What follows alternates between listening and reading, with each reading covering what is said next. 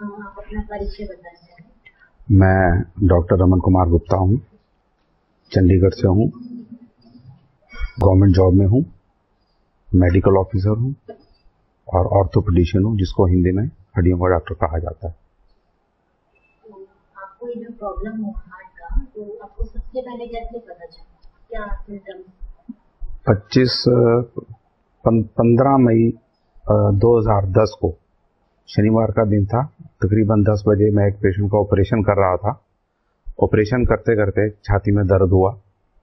मैंने सोचा कि दर्द वैसे ही ठीक हो जाएगा, लेकिन 5-7 मिनट के बाद दर्द बढ़ता चला गया। जैसे ही दर्द बढ़ता चला गया, मैंने अपने कोलीग्स को बताया, एनेस्थेटिस्ट को बताया। मैं डी वॉश होके अपने रिटायरिंग रूम में गया, वहां पे लिटा दिया गया और स्ट्रेचर से फटाफट मेरे को आईसीयू में शिफ्ट किया गया। वहां पे ईसीजी की गई, फर्स्ट एड दी गई, लेकिन ईसीजी मेरी 2-3 बार की गई, वो नॉर्मल थी। लेकिन 10 मिनट के बाद जब चौथी या 5वीं ईसीजी की गई तो उसमें चेंजेस थे।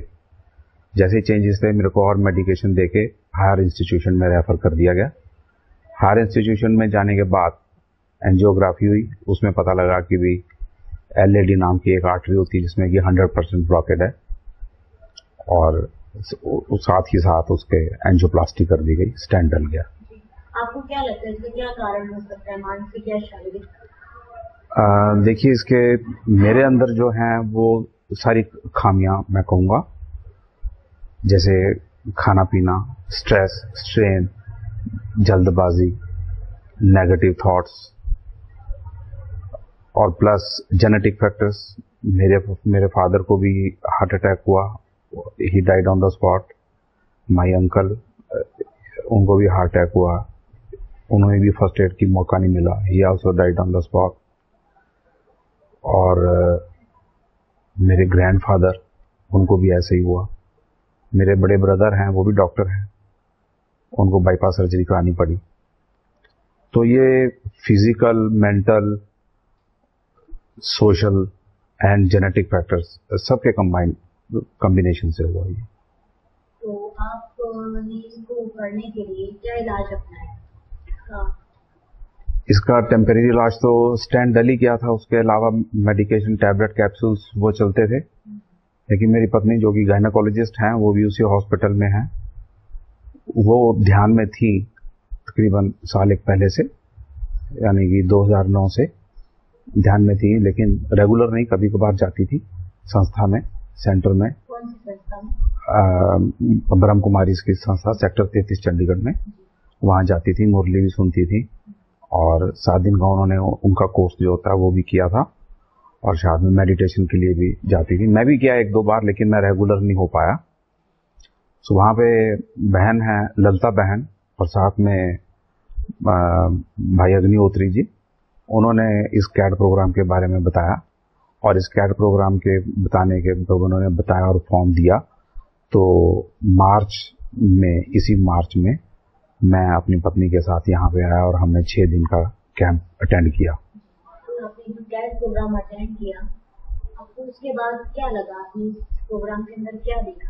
6 दिन के प्रोग्राम में जो ज्यादा स्ट्रेस जो था वो यही था कि गुस्सा, जल्दी, नेगेटिव थिंकिंग ये नहीं करनी है।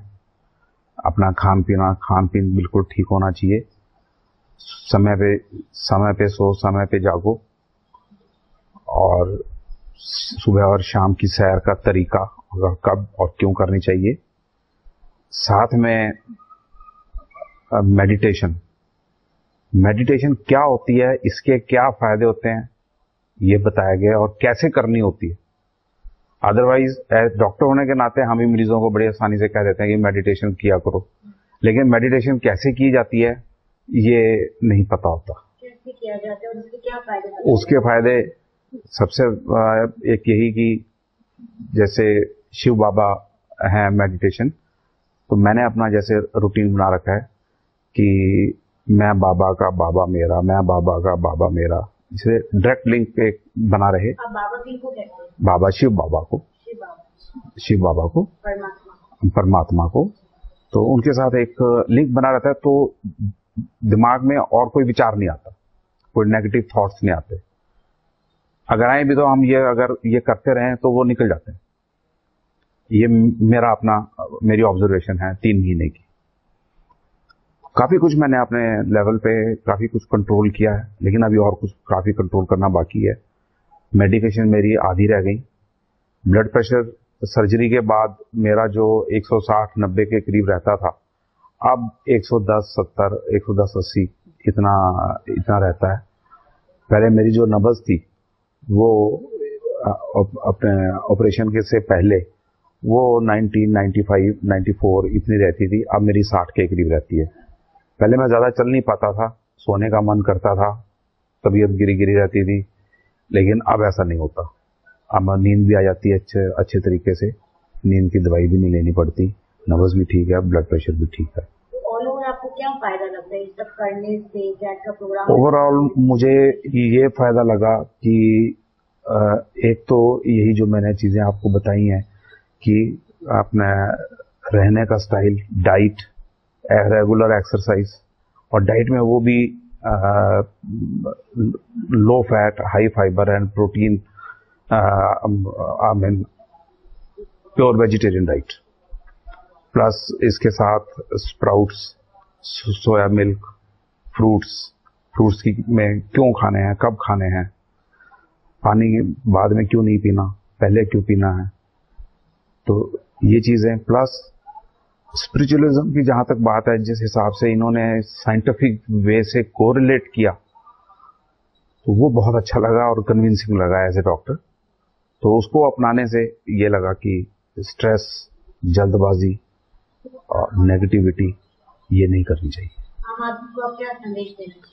आम आदमी को, बल्कि मैं यूं कहूंगा कि भी 10 साल से ऊपर के बच्चों को, क्योंकि जो ब्लॉक्स हैं वो 10 साल के बच्चों में से बनने शुरू हो जाते हैं, क्योंकि बचपन में जो उनके नेगेटिव थॉट्स उनके दिमाग में भर चुके हैं वो जल्दी से निकलते नहीं उनकी वजह से। लेकिन ये जो प्रॉब्लम है वो आजकल, जैसे कि आपको कभी पता होगा कि अर्ली एज में भी आ जाती है।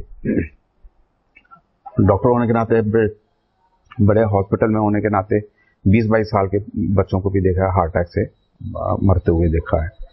सो 10 साल से अबव के जितने भी बच्चे या एडल्ट्स या बुजुर्ग हैं, उन सबको मैं यही कहना चाहूंगा कि इन संस्था से जुड़ें, 7 दिन का कोर्स करें, मेडिटेशन करें और डेली मुरली सुने। तो ब्रह्मा कुमारी के बारे में आप कुछ बताना चाहेंगे? ब्रह्मा कुमारी क्या संस्था और कितने साल से आप इसके साथ जुड़े? मैं इसके साथ सिर्फ अच्छी तरह से मार्च से ही जुड़ा हूँ, 3 महीने पहले से ही जुड़ा हूँ। उससे पहला मेरा कभी कभारी अपनी वाइफ के साथ जाता था, लेकिन जो अब पता लगा है वो यही है कि भी ये दवाइयों में कम और स्पिरिचुअलिज्म और बाकी अपने खाने पीने के तरीके, तौर तरीके, वॉकिंग, ये तरीके जिनसे कि सिर्फ हार्ट की बीमारियां नहीं, ब्लड प्रेशर, शुगर और बाकी बीमारियां भी ठीक हो जाती है, उन पे ज्यादा जोर दिया जाता है। हाँ।